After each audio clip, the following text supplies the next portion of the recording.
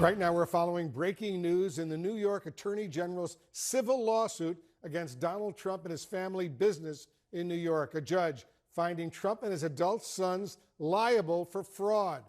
CNN's Kara Scannell is joining us. She's in New York. Kara, tell us about this ruling and what it means for Trump and his business. Well, if this involves the lawsuit that the New York Attorney General brought against Trump, his adult sons, alleging that they had engaged in fraud for decades by producing these fraudulent financial statements and inflating the value of a number of his properties. In this ruling, the judge sides entirely with the AG's office on this issue of the financial statements, saying that they were completely fraudulent and they've been for a decade and that they've been persistently used in business. That is a big blow to Trump. So the issue going forward at trial, which is currently set for next week, is this issue of how much Trump would need to pay the Attorney General on that issue. There are remaining claims in this case that will also be part of the case going forward. Now, the judge also finding that rejecting entirely Trump's arguments about how he came up with the valuations for his property. The AG has said that he inflated some of his properties over the years in these statements by as much as over $2 billion, even as high as $3.6 billion. And the judge is saying that how Trump derived these valuations was a fantasy world, not the real world.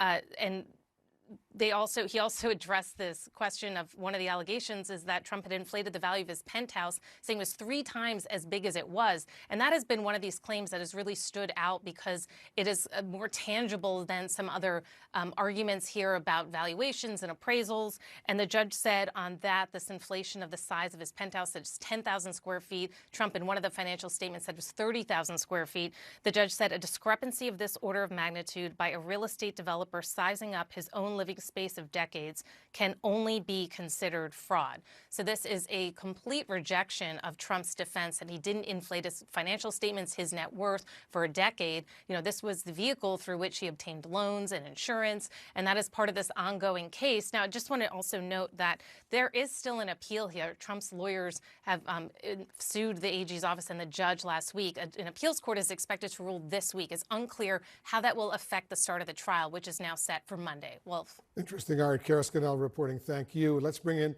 conservative lawyer George Conway and CNN anchor and chief legal analyst Laura Coates. Laura, first of all, what are your takeaways from this ruling? What does this mean for the Trump organization's ability to do business in New York State?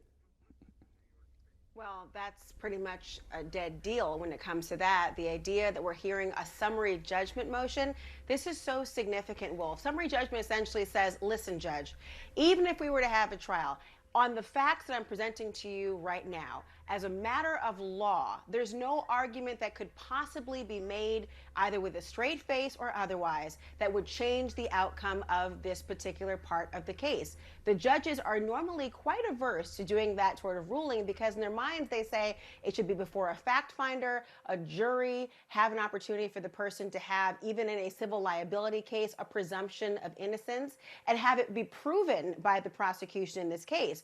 To have a summary judgment motion tells you just how clear-cut the evidence must have been in front of this judge. It suggests no matter what you could possibly tell me at a trial, as a matter of law, you are liable. This is so significant. So more bad news for Trump there, and you have to wonder what his current mental state is with 4 indictments and perhaps more to come. Now, obviously, he's very confident because he believes that he's going to be receiving an acquittal in all 4 counts and possibly even more as they continue to come in more and more over time. But deep down with his mental state, you really have to wonder what he's going through. Obviously, for Trump, it could be a situation where he's either going to be going to prison for perhaps the rest of his life or become the next president of the United States. If he doesn't become the next president of the United States, he could very well be looking at sitting in a jail cell for the rest of his life. And really, the same thing could also be said about the current president in Joe Biden, who yesterday had even more evidence he was linked to his son Hunter's business. So according to Fox News, he received more than $250,000 from Chinese business partners during the summer of 2019 when he was running for president. Wires that listed the, get this, Delaware home of Joe Biden as the beneficiary address for the funds. Pull back to the, if there is a matchup again between Biden and Trump. Biden is really sinking right now. And there was this news out last night that does seem to connect closer Joe to Hunter's business. Hunter receiving $250,000 from a Chinese contact who Joe had written a glowing endorsement of his daughter for entry to Georgetown University. I mean, the dots are getting closer. You know, I don't know how many in the media are going to be willing to report these stories. CNN has. On this one, they have. You're correct about that. But there's been a resistance in a lot of areas. Having said that, recent polling between Pew, Wall Street Journal, and Fox News shows 63% would be dissatisfied with the Trump-Biden matchup. 73% believe Biden's too old to seek a second term.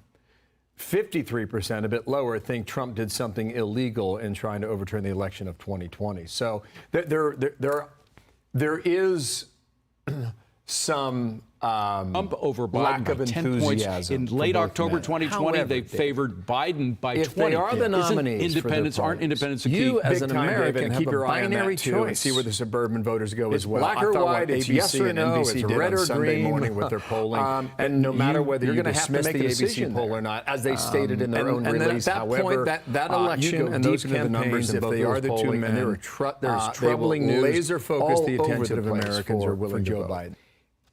Now you got a third-party possibility, right? I was going to mention Okay, that. you've got that out there, and we have seen in elections past what they can do, not necessarily to win electoral votes, because they never have. Ross Perot. Yeah, he took 19% of the yep. national vote there, but he didn't win a single state.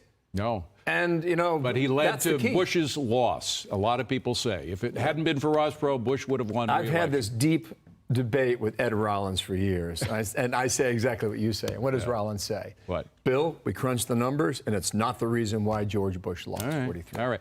So, Trump versus Biden. Who becomes the next president of the United States versus who goes to prison? That very well may be what we end up looking at. This is absolutely going to be a huge defining moment for our country. And according to a new poll, 63% of Americans are dissatisfied with the potential rematch of President Trump versus President Biden. We have people on the right deeply against Joe Biden, and then we have those on the far left who obviously hate Trump.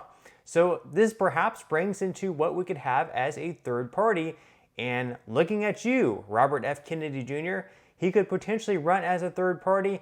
And although right now in the polling, I don't really see him beating Biden or Trump, someone like RFK Jr. very well could come in and really turn some heads and definitely gain a huge percentage of the vote. Would it be enough to beat Trump or Biden? I don't know, possibly. But what it could end up doing, absolutely, with someone like RFK Jr.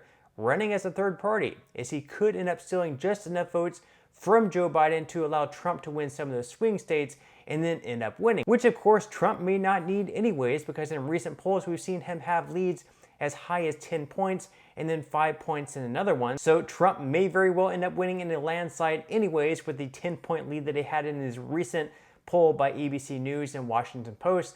So we'll just have to wait and see. Let me know what your thoughts and comments are below. Should RFK Jr. run as a third party? Leave your thoughts below, and I will see you in the next video.